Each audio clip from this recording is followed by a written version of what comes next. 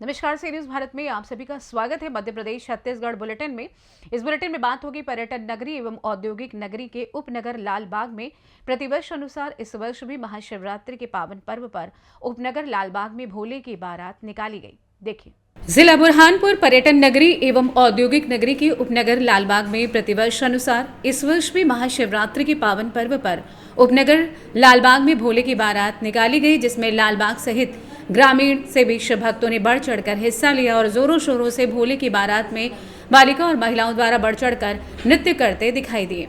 युवाओं ने डीजे पर डांस किया। आपको बता दें कि डीजे एवं नगाड़ों पर ऊंट घोड़े भी नृत्य करते दिखाई दिए और शिव भक्तों ने ढोल नगाड़े पर झूमते दिखाई दिए।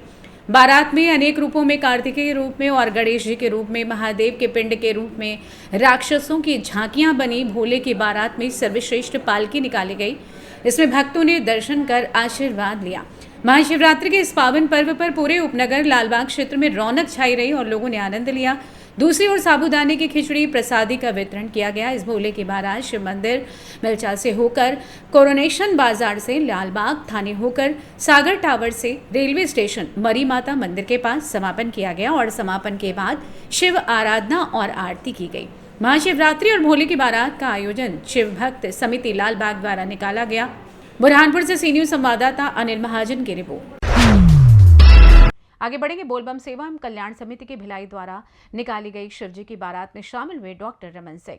देखिए ये रिपोर्ट। महाशिवरात्रि पर्व पर प्रतिवर्ष अनुसार बोलबम सेवा एवं कल्याण समिति भिलाई द्वारा आयोजित शिवजी की बारात निकाली जाती है। इस वर्ष भी आयोजित कार्यक्रम में छत्तीसगढ़ विधानसभा अध्यक्ष डॉक्टर रमन सिंह मुख्य रूप से उपस्थित थे। साथ ही दुर्ग सांसद विजय बघेल, दुर्ग विधायक गजेंद्र यादव, छत्तीसगढ़ भाजपा के अध्यक्ष व जगदलपुर विधायक किरण देव सिंह, वैशाली नगर विधायक रिकेश सेन और भिलाई दुर्ग के प्रमुख गणमान्य नागरिक लोग बाबा की बारात में शामिल हुए।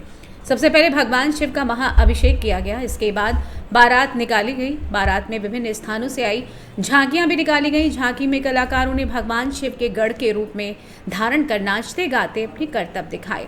आयोजन समिति की ओर से समिति अध्यक्ष दया सिंह द्वारा मुख्य अतिथियों का शिव प्रतिमा व शॉल भेंट कर सम्मानित किया गया। आइए सुनते हैं शिवजी की बारात में शामिल लोगों ने क्या कुछ कहा।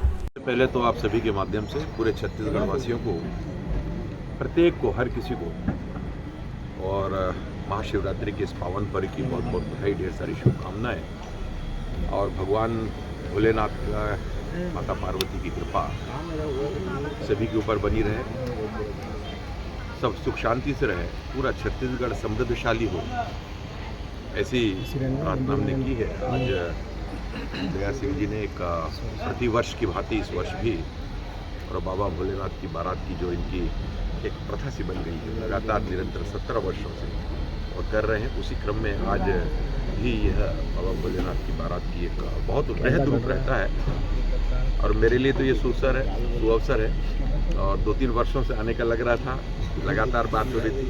आज ये बाबा भोलेनाथ में के आशीर्वाद से ये अवसर आया है कि मैं इसमें सम्मिलित होने के लिए आया हूँ। दया सिंह जी का भी बहुत बहुत धन्यवाद।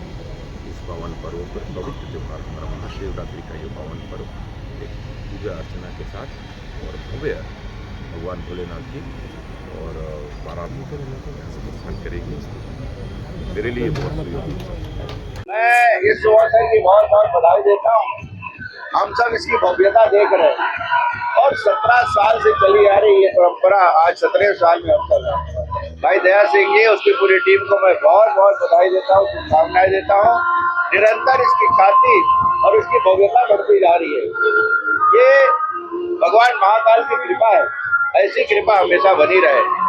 ये हिंदुस्तान का पहला ऐसा शिव जी की बारात होगी जो पूरे देश में नंबर 1 होगी, क्योंकि इसमें 151 झांकियां हैं और पूरे देश की झांकियां हैं। ऐसा कोई प्रदेश नहीं है जहाँ की झांकी इसमें सम्मिलित नहीं है। आज हमारे यशस्वी नेता माननीय डॉक्टर रमन सिंह जी यहाँ हैं, माननीय किरण देव जी यहाँ हैं और बहुत सारे अतिथि आए। मैं सबका हृदय से स्वागत अभिनंदन करता हूँ और भाई दया सिंह जी को अपनी ओर से ढेर सारी बधाई शुभकामनाएं देता हूँ। महाशिवरात्रि के पावन पर्व की जन जन को प्रणाम करते हुए भगवान भोलेनाथ से प्रार्थना करता हूँ कि सबके घर में सुख शांति समृद्धि दे, सबके घर में सुमेगी एकता दे और सबके घर के बच्चों को अनुशासन और संस्कारवान बनाए। मैं भोलेनाथ से यही प्रार्थना करता हूँ। दुर्ग छत्तीसगढ़ से सी न्यूज संवाददाता धर्मेंद्र गुप्ता की रिपोर्ट। महाशिवरात्रि पर त्र्यंबकम मंदिर से निकली कलश यात्रा, जहां सैकड़ों महिलाएं हुई शामिल। देखिए ये पूरी रिपोर्ट विस्तार से। नगर में नवनिर्मित त्र्यंबकम महादेव मंदिर से ढोल नगाड़ों के साथ भव्य कलश जल यात्रा निकाली गई। समाज सेवी करण सिंह दरबार ने विधिवत रूप से 1 वर्ष पहले बाबा त्र्यंबकम महादेव मंदिर का निर्माण करवाया था, जिसमें कलश यात्रा निकालकर बाबा त्र्यंबकम महादेव को विराजमान किया था। कलश यात्रा में बालिका और महिलाएं सिर पर कलश लेकर हर हर महादेव के जय घोष के साथ यात्रा में शामिल हुई। कलश यात्रा मंदिर से निकलकर महाबली चौपाटी, हरिओम कॉलोनी, पुराना गांव होते हुए मन कामेश्वर महादेव मंदिर पहुंच जलाभिषेक कर लोटे में जल लेकर गणेश मंदिर होते हुए विद्युत मंडल स्थित त्र्यंबकम शिव मंदिर पहुंचकर जल चढ़ाकर कलश यात्रा का समापन किया व आरती उतारकर साबूदाने की खीर का वितरण किया गया। माहितपुर से सी न्यूज संवाददाता राहुल कुमावत की रिपोर्ट। आगे बढ़ेंगे सिंगरौली की ओर, जहां पेंशन से खत्म नहीं हो रही थी खर्च की टेंशन, लालच में शुरू कर दी अफीम की खेती, अब हुई जेल। क्या था पूरा मामला, देखिए इस रिपोर्ट में। खबर सिंगरौली से है, जहां पेंशन से खत्म नहीं हो रही थी खर्च की टेंशन, लालच में शुरू कर दी अफीम की खेती, अब हुई जेल। बता दें कि एक सेवानिवृत्त एनसीएल कर्मी को अफीम की अवैध खेती करना महंगा पड़ गया। दरअसल आरोप में अफीम के 450 पौधों के साथ गिरफ्तार किया गया है। पुलिस ने अवैध मादक पदार्थों के खिलाफ बड़ी कार्रवाई की है। पुलिस अधीक्षक सिंगरौली मनीष खत्री ने बुधवार की शाम रुस्तम जी सभागार में आयोजित प्रेस कॉन्फ्रेंस में मामले का खुलासा किया है। सेवानिवृत्त एनसीएल कर्मी अपने घर के पीछे बाउंड्री वॉल के अंदर अवैध अफीम की खेती किया करता था। एसपी ने बताया कि अवैध मादक पदार्थों की तस्करी एवं संग्रहण की खेती में संलिप्त व्यक्तियों के खिलाफ लगातार ऑपरेशन प्रहार चलाया जा रहा है। अफीम की खेती की जा रही है, मामले में खुलासा किया जा रहा है, क्या कुछ जानकारी मिली थी सर और किस तरह से कार्रवाई की गई? देखिए, मुखबिर की सूचना प्राप्त हुई थी कि थाना माडा अंतर्गत अफीम की खेती की सूचना पर थाना माडा पुलिस द्वारा एक कारगर कार्रवाई की गई है, जिसमें एक आरोपी गोवर्धन को पकड़ा गया है, जिनके निवास में कुल 450 पेड़ अफीम के पकड़े गए हैं और की खेती पकड़ी गई है, जिसको जब्त किया गया है। ये कुल रकबा 176.2 वर्ग फीट में लगे थे। आरोपी के विरुद्ध 8/18C NDPS एक्ट अंतर्गत कार्रवाई कर इन्हें गिरफ्तार किया गया है और माननीय न्यायालय प्रस्तुत किया जा रहा है। जिस टीम ने पकड़ा है उनको 10,000 रुपये के नगद इनाम से पुरस्कृत किया जा रहा है। सर पूर्व में बर्गमा सिंगरौली से सी न्यूज संवाददाता संतोष की रिपोर्ट।